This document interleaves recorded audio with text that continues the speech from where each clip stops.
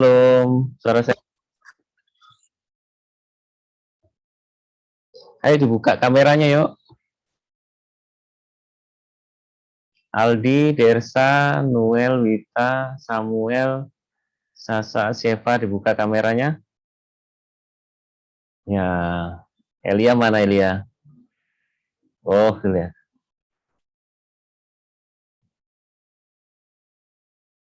Ya, nanti Sheva pimpin doa untuk firman Tuhan ya.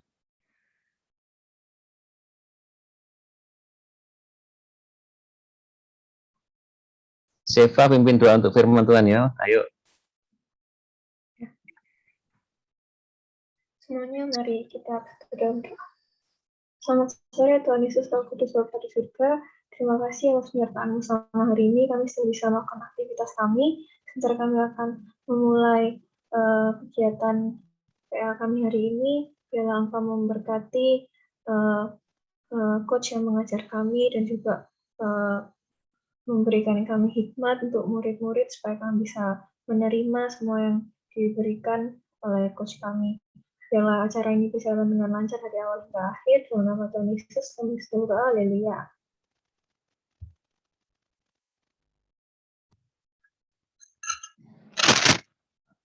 Amin. Puji Tuhan ya. Sekarang kita mau belajar sama-sama firman Tuhan dari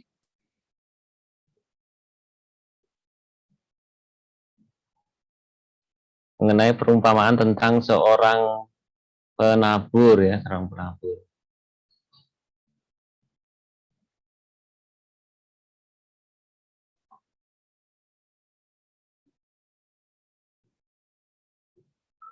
Kita mau baca di kitab Lukas 8 ayat 4 sampai 8.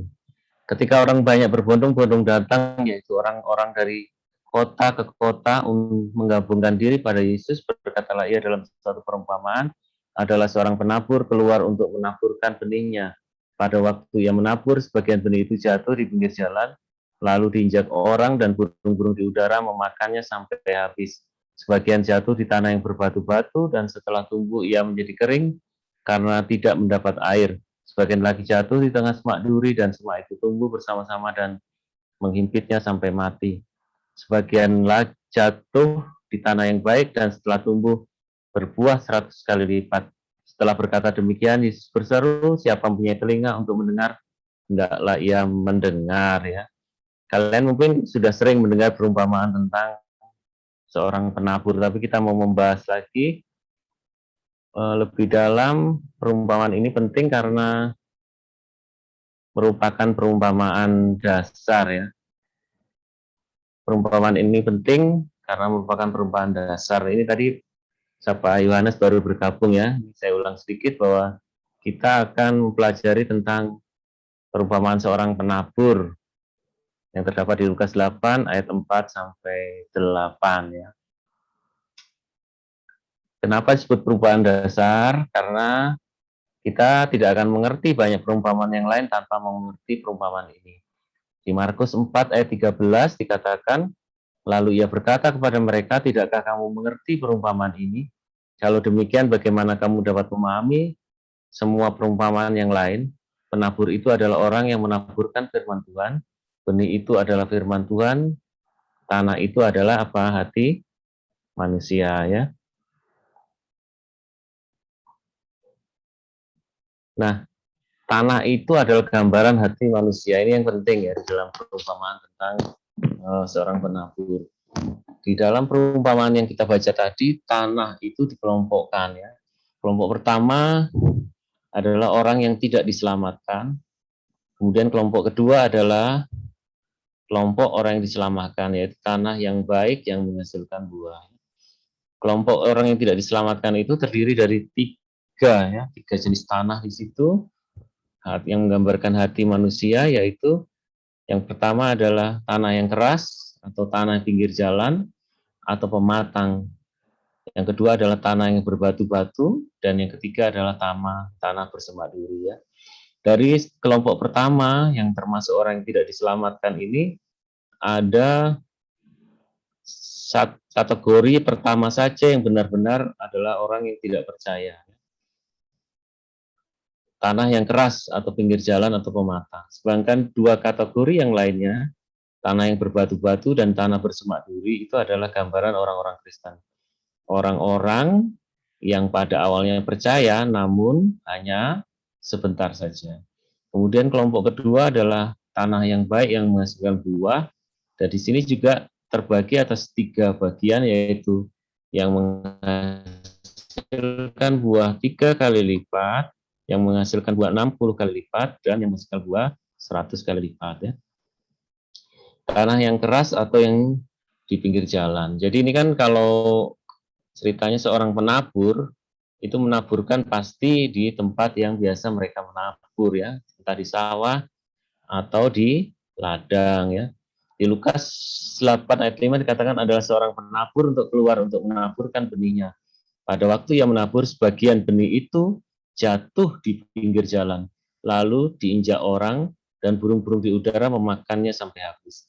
Yang dimaksud pinggir jalan ini sebenarnya adalah bahwa kalau kita pergi ke satu kebun atau ladang ya, itu di situ pasti ada suatu tempat orang berjalan di situ ya. Atau kalau yang paling jelas itu kalau kita pergi ke sawah, pasti ada yang namanya pematang sawah ya, tempat orang berjalan. Nah, di perumpamaan penabur ini ketika benih itu ditaburkan, yaitu firman Tuhan, benih itu jatuh di tanah yang keras, di pinggir jalan, di tanah yang keras atau di pematang ya. Benih itu yang tentunya dilabur di lahan pertanian. Tanah yang keras itu adalah gambaran pematang atau jalan yang sering dilalui orang atau diinjak-injak orang sehingga tanahnya menjadi apa? Menjadi keras ya.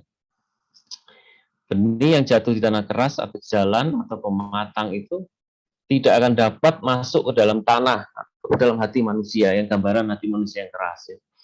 Itu dia masuk ke dalam hati manusia dan tetapi tidak dapat meresap masuk ke dalam ya, semacam ada penolakan karena memang hatinya sudah keras, tanahnya keras ya. Benih itu tetap di atas permukaan tanah ya, tidak sampai masuk dalam hatinya ya. Sehingga tidak dapat tumbuh tetapi tinggal di atas permukaan. Sehingga saat petani menabur benih dan ada di atas tanah itu ada sekawanan burung yang memang sudah menunggu kesempatan ya untuk memakan benih yang tidak masuk ke dalam permukaan tanah. Benih-benih yang jatuh di pematang itu burung-burung akan datang dan memakannya. Ini gambaran bahwa kalau orang hatinya keras, ketika kita menaburkan firman Tuhan, maka orang itu tidak akan menerima firman Tuhan dan firman itu akan dimakan oleh burung-burung. Artinya gambaran dari apa? Iblis ya. Kemudian tanah keras atau tanah pinggir jalan ini adalah gambaran dari orang tipe hati yang memang hatinya menolak firman Tuhan.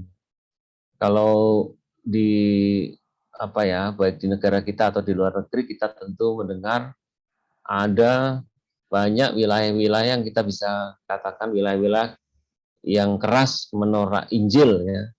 Tidak mau ada Injil di situ, tidak mau ada gereja di situ, tidak mau atau menolak sama sekali firman Tuhan. Ya, orang-orang yang tipe seperti ini atau suatu wilayah dengan masyarakat seperti ini, sekalipun kita mengabarkan firman Tuhan, menabur benih, dan memang kita harus terus menabur benih, orang tersebut tetap akan meneruskan hatinya kepada firman Tuhan. Kalau seorang penabur memberitakan Injil, maka itu ibaratnya seperti menyiramkan air ke bulu ayam, tergelincir, dan tentu saja kita bisa lihat kalau ada ayam kamu siram air coba, itu airnya tergelincir dan memang tidak ada hasilnya.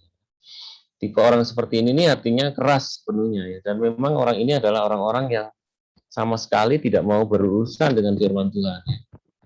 Bila mendengar firman Tuhan hanya untuk apa? Mencemooh dan kemudian menolak firman Tuhan.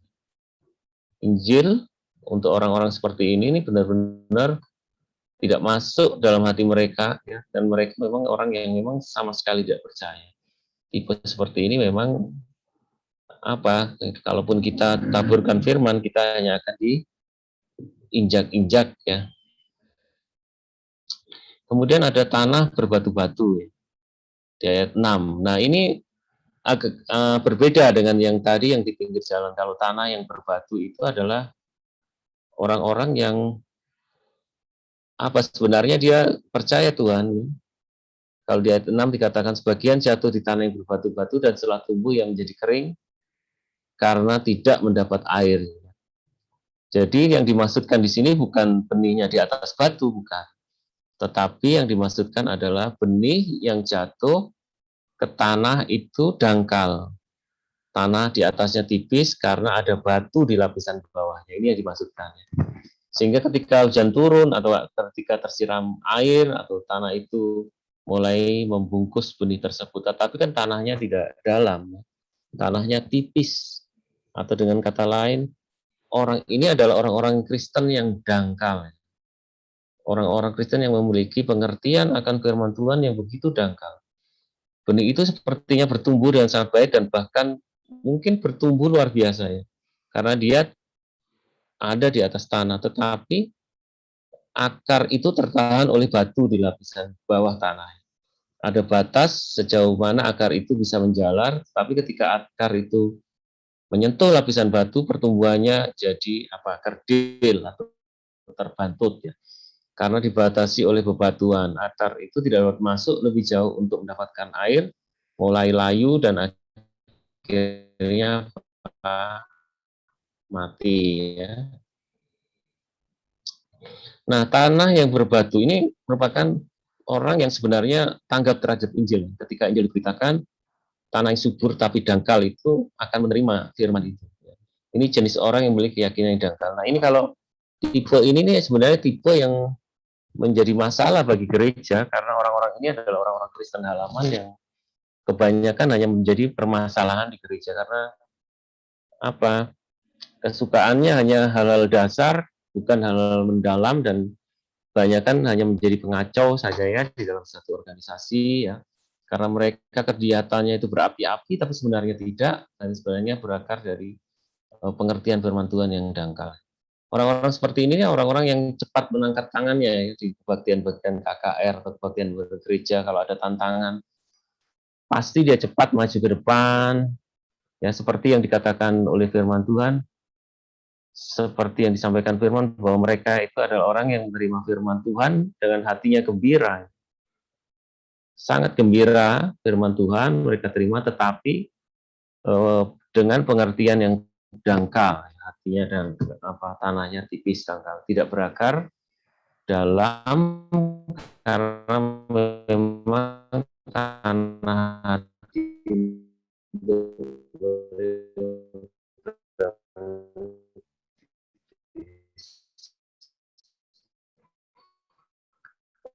orang ini percaya tetapi tidak lama ya hanya seperti hangat-hangat begitu tetapi kemudian dingin lagi atau kemudian dia menjadi murtad ya.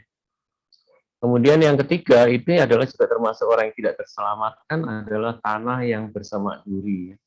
Ayat 7 katakan sebagian lagi jatuh di tengah semak duri dan orang yang memungkinkan pertumbuhan ya. Tapi di dalam tanahnya itu berbagai macam benih tumbuh bersama-sama dengan firman. Benih apa itu mungkin benih kekhawatiran atau benih cinta pada berbagai macam benih tumbuhan ini memang pada awalnya enggak. Benih gandum itu dijepit pada waktu menabur firman, penabur abuan yang ada di sana. Tetapi setelah itu tumbuh kecintaan pada kekayaan. Semak duri itu membelit akar gandum masih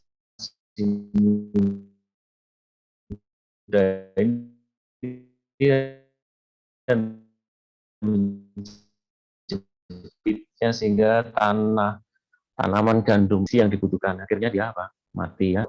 Tipe orang-orang Kristen seperti ini perhatikan bahwa orang-orang ini sebenarnya mendalam di dalam firman Tuhan. Pengertian firman Tuhan di dalam hati ini sangat dalam. Karena memang tidak ada batu di bawah tanah ya, tidak ada ganjalan-ganjalan di bawah tanah. Dia itu dalam ya. Perhatikan orang-orang ini ketika menerima firman Tuhan itu tidak seperti orang-orang yang tanah batu, ketika firman diberitakan langsung ekspresif seperti itu, tidak ekspresif. Dia akan diam, merenungkan firman Tuhan ya, karena memang penerimaan mereka dengan firman yang masuk dalam hatinya itu dalam ya. Tidak, firman Tuhan tidak menyebutkan mereka bergembira, yang menandakan adanya pergumulan ketika menerima firman Tuhan. Ketika firman masuk dalam hatinya, dia sudah mulai bergumul. Karena di satu sisi dia harus melaksanakan firman itu, di satu sisi memang ada mendua di dalam hatinya. Di Markus 4 ayat 19 dikatakan, lalu kekhawatiran dunia ini dan tipu daya kekayaan dan keinginan-keinginan akalan lain masuk menghimpit firman itu sehingga tidak berbuah. Jadi orang-orang seperti ini adalah orang-orang yang kekhawatiran, tipu daya kekayaan, keinginan-keinginan duniawi ya, yang hidup di dalam hidupnya itu yang menghimpit atau lebih kuat daripada firman Tuhan yang tumbuh di dalam hidupnya. Ini gambaran orang yang di dalam hatinya, di dalam tanah hatinya itu tumbuh firman, tetapi tumbuh yang lain. Atau di Matius 6 ayat 24 dikatakan, tak seorang pun dapat mengabdi kepada dua tuan, karena jika demikian ia akan membenci yang seorang dan mengasihi yang lain. Atau ia akan setia kepada yang seorang dan tidak mengindahkan yang lain. Kamu tidak dapat mengabdi kepada Allah dan kepada siapa? Mammon, ya. Nah, kemudian kita akan membahas mengenai tanah yang baik, ya. Kita membaca dari firman Tuhan dari kitab paralelnya, ya, tidak baca dari Lukas tapi dari paralelnya karena lebih lengkap.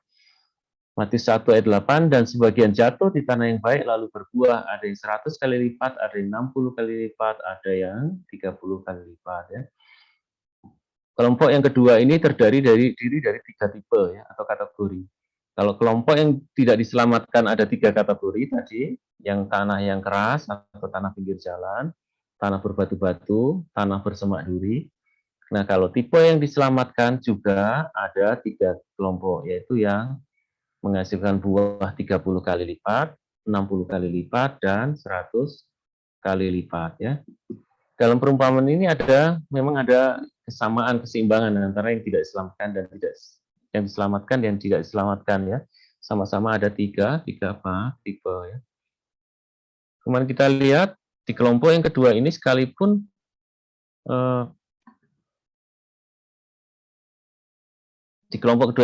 mereka menghasilkan buah, tapi terdapat perbedaan kualitas, ya. Benihnya itu sama, firman Tuhan yang ditaburkan itu sama, ya, tetapi hasil yang berbeda di dalam kesuburan tanahnya. Kalau kalian melihat di dalam satu gereja,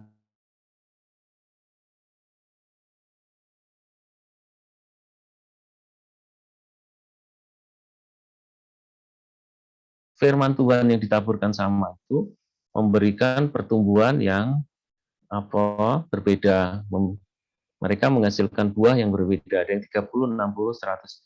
Ada yang pertumbuhannya sedikit, ada yang pertumbuhan besar, ada yang pertumbuhannya menjadi raksasa rohani, padahal mereka makan firman Tuhan dan tumbuh bersama-sama, ya. Mungkin juga dalam satu jemaat kita bisa melihat orang yang dengan pertumbuhan yang berbeda, ya.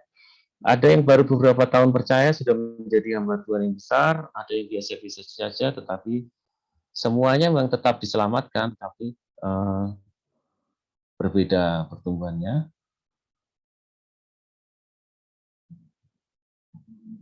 Kemudian kita baca di Yohanes 15 ayat 6 sampai 8, ya.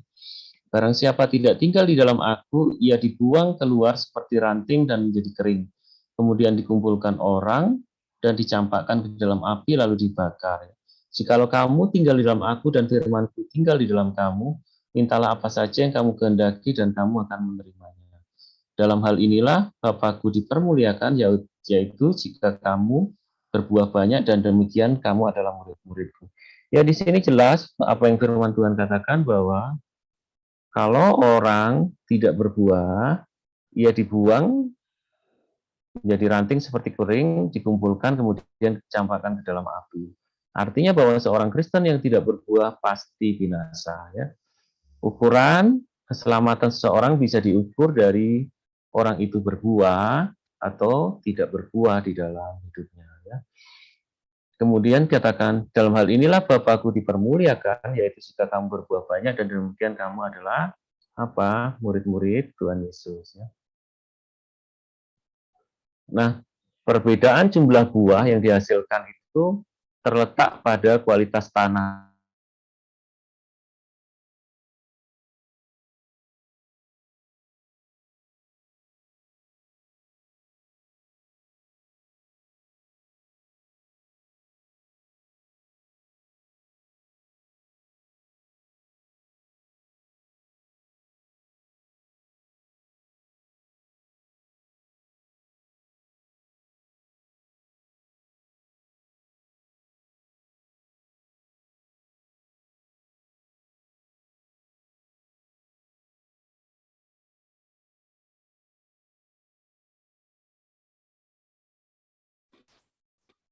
Pak Iwan.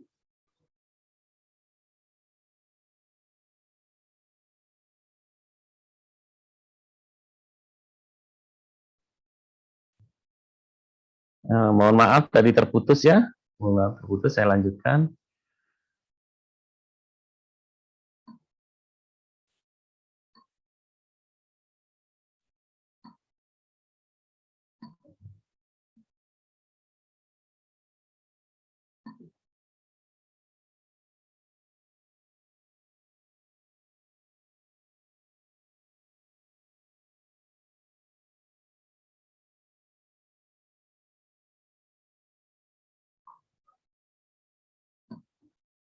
Ya.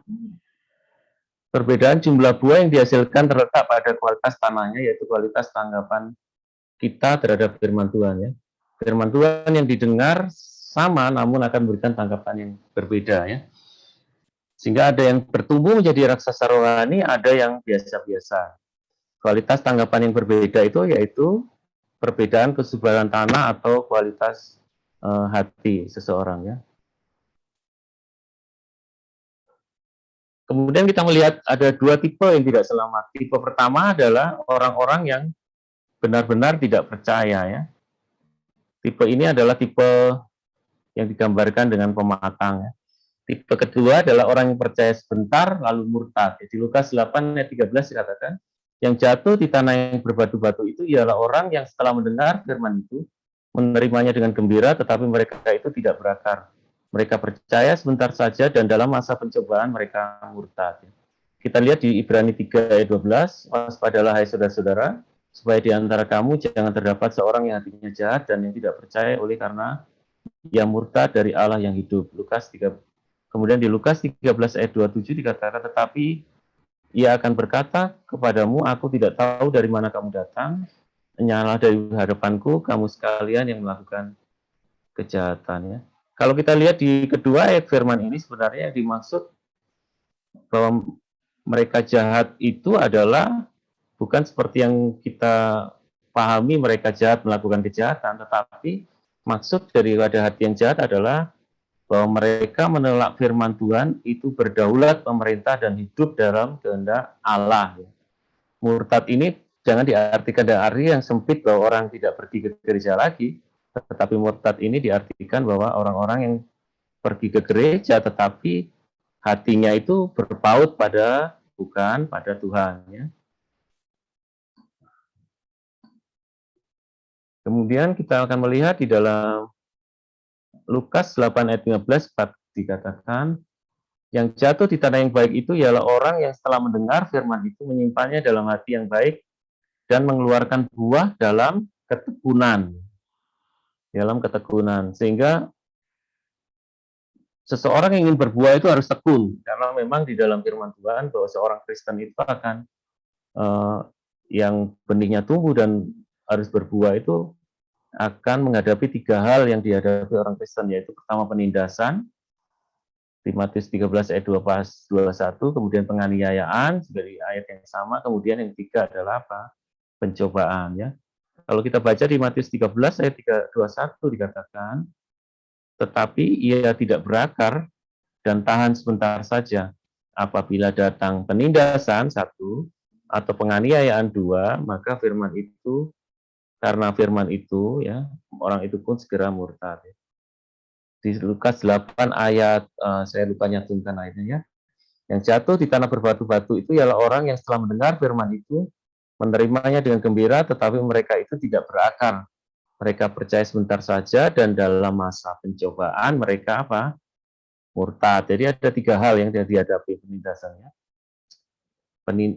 Orang Kristen ya, yang memerlukan ketekunan adalah penindasan, penganiayaan, dan apa? Pencobaan ya. Nah, penindasan ini kita bisa lihat di Kisah Rasul 14 ayat 22. Dikatakan di tempat itu mereka menguatkan hati murid-murid itu dan menasihati mereka supaya mereka bertekun ya. Sekali lagi dikatakan bertekun di dalam iman dan mengatakan bahwa untuk masuk ke dalam kerajaan Allah itu harus mengalami banyak sengsara. Kalau orang-orang Kristen itu akan menghadapi penindasan dan akan menghadapi banyak sengsara ya. Karena di dalam hal seperti itulah dikatakan firman Tuhan kita akan mengalami yang namanya buah. Mengalami apa pertumbuhan dan akhirnya berbuah. Kalau di Roma 5 ayat 3 dikatakan, dan bukan hanya itu saja, kita malah bermegah juga dalam kesengsaraan itu karena kita tahu bahwa kesengsaraan itu menimbulkan apa ketekunan ya. Bahwa penindasan terhadap orang-orang Kristen itu dikatakan di dalam Roma kita harus malah apa bermegah ya di dalam kesengsaraan, tapi sengsara karena Kristus, karena firman Allah, bukan kesengsaraan karena kesalahan sendiri ya. Kemudian penganiayaan. Di 2 Timotius 3 ayat 11 sampai 12 katakan, engkau telah ikut menderita penganiayaan dan sengsara seperti yang telah kuderita di Antioquia, di Iconium, dan di Listra. Semua penganiayaan itu kuderita dan Tuhan telah melepaskan aku daripadanya. Yang 12 yang penting, memang setiap orang yang mau hidup beribadah di dalam Kristus Yesus harus menderita apa? Aniaya ya, aniaya. Kemudian pencobaan, kita bisa lihat bahwa di Lukas 4 ayat 13, sudah iblis mengakhiri semua pencobaan itu, ia mundur daripadanya dan menunggu waktu yang baik ya. Artinya satu pencobaan lewat, lalu menunggu waktu yang baik, pencobaan lagi ya. Tetapi kita harus kuat ya. Ini semacam satu ujian, kita harus kuat dan menghasilkan buah ya. Di 1 Petrus 4 ayat 14 katakan 13-14, sebaliknya bersukacitalah sesuai dengan bagian yang kamu dapat dalam penderitaan Kristus, supaya kamu juga boleh bergembira dan bersukacita pada waktu Ia menyatakan kemuliaannya. Berbahagialah kamu jika kamu dinista karena nama Kristus, sebab roh kemuliaan yaitu roh Allah ada apa? Padamu ya.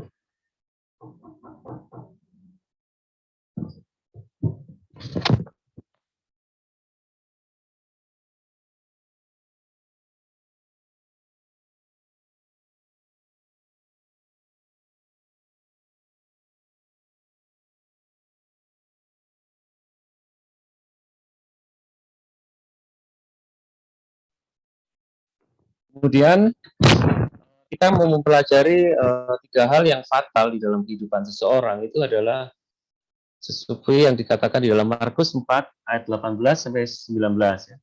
Ayat 18, dan yang lain ialah yang ditaburkan di tengah semak duri, itulah yang mendengarkan firman itu. Ayat 19, lalu kekhawatiran dunia ini dan tipu daya kekayaan dan keinginan akan hal yang lain masuklah menghimpit firman itu sehingga tidak berbuah ya. Dikatakan di sini ada 3 hal yang fatal yang biasanya dilakukan oleh anak-anak Tuhan ya. Kita kalau ingin tetap bertumbuh dan berbuah, setidaknya ada 3 hal yang harus kita waspadai ya. Tuhan Yesus memakai 3 ungkapan dalam hubungannya dengan yang tumbuh di tengah semak belukar. Yaitu pertama kekhawatiran dunia, 2 tipu daya kekayaan, dan ketiga keinginan-keinginan akan hal yang lain, ya, hal nafsu dunia ini ya. Apa? Keinginan mata, keinginan daging, dan keangkuhan hidup ya, keinginan yang lain.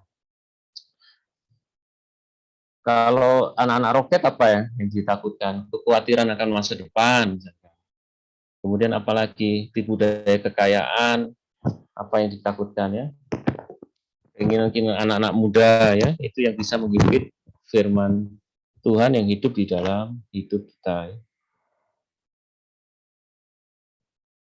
Tuhan Yesus memberkati. Saya kira demikian yang bisa saya sampaikan. Ada pertanyaan?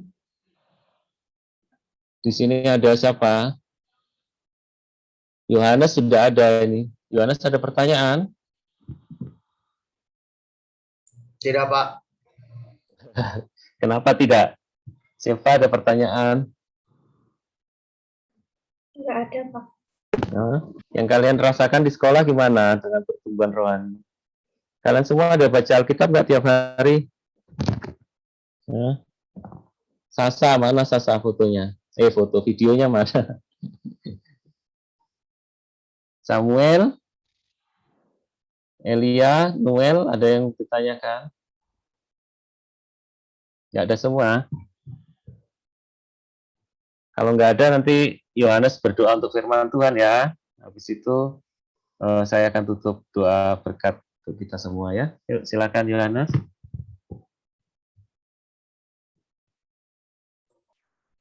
Teman-teman dan para coach, marilah kita siapkan hati untuk berdoa. Tuhan Yesus, terima kasih ya Tuhan atas penyertaan-Mu di seluruh hidup kami dan juga terutama sampai di pada jam ini, menit ini, detik ini Bapak. Kami sangat bersyukur Tuhan. Selain itu kami juga mengucap syukur atas firman yang Kau berikan pada hari ini melalui coach-coach roket ya Bapak. Ya Tuhan, kiranya Engkau terus membimbing dan juga memimpin kami agar kami dapat melakukan apa yang sesuai dengan firman-Mu ya Tuhan. Terima kasih ya Tuhan atas firman pada hari ini dan berkatilah juga hamba-Mu coach-coach roket pada sore hari ini atau coach-coach lainnya yang selalu memberitakan firman Tuhan kepada kita semua. Terima kasih Tuhan, hanya ini doa kami dan di dalam nama Yesus Kristus kami percaya doa ini. Haleluya Tuhan. Amin.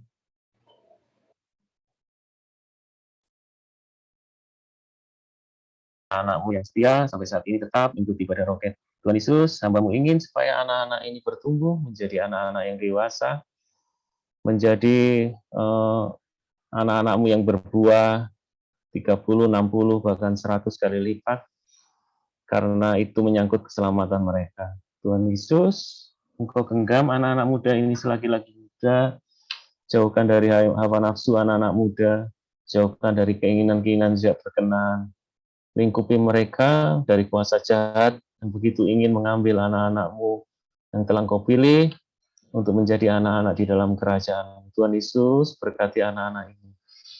Di dalam serudi mereka, juga berkati orang tua mereka, Tuhan, yang telah mendidik mereka.